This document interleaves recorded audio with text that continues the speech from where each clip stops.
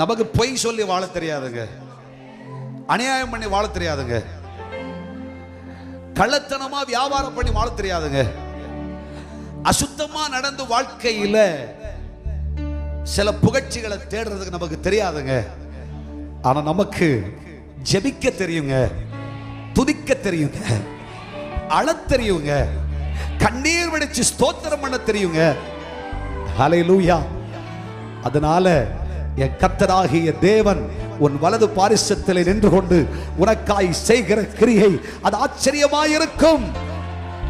உனக்கு எதிரிட்டு வருகிற சத்துருக்கள் தலை வணங்குவார்கள்.